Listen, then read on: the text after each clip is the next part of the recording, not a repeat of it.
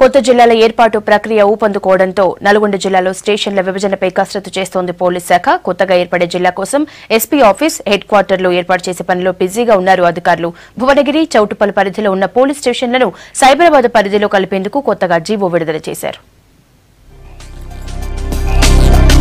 దసరాలోపు కొత్త జిల్లాల్లో పాలన మొదలు కావాలని సీఎం ఆదేశించడంతో అలర్ట్ అయ్యారు నల్గొండ జిల్లా పోలీసులు. డిపార్ట్మెంట్లో విభజనపై దృష్టి పెట్టారు. కొత్తగా ఏర్పడే జిల్లాల్లో సమస్యాత్మక ప్రాంతాలు, శాంతి భద్రతల సమస్యలు, నక్సల్స్ అలజడి లాంటి అంశాలపై ఫోకస్ పెట్టారు. జిల్లాలోని స్టేషన్లపై పూర్తి సమాచారం సేకరిస్తున్నారు. జిల్లాల ఏర్పాటుపై స్పష్టమైన ప్రకటన రాగానే పనుల్లో వేగం పెంచేందుకు చర్యలు తీసుకుంటున్నారు. ప్రస్తుతం నల్లగొండ జిల్లాను నల్లగొండ, యాదాద్రి, సూర్యాపేట జిల్లాలుగా విభజించే అవకాశం ఉంది. వీటితో పాటు కొత్తగా 13 మండలాలు ఏర్పాటవుతాయి. దీంతో మండలాల్లో కొత్త పోలీస్ స్టేషన్లను ఏర్పాటు చేయాల్సి ఉంటుంది.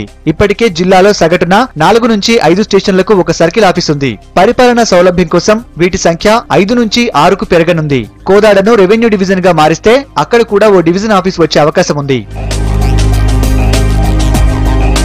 ప్రస్తుత సిబ్బందిని సూర్యాపేట, నల్గొండ జిల్లాల్లో సర్దుబాటు చేసి యాదాద్రి జిల్లాకు కొత్త సిబ్బందిని నియమించే ఆలోచనలో అధికారులు ఉన్నట్టు తెలుస్తోంది. కొత్త జిల్లాల్లో నిర్మించే ఎస్పీ ఆఫీస్, హెడ్ క్వార్టర్స్, ఇతర సౌకర్యాలపై అవకాశాలను కూడా పరిశీలిస్తున్నారు. ఇప్పటికే సూర్యాపేటలో కొన్ని ప్రభుత్వ స్థలాలను కూడా గుర్తించారు.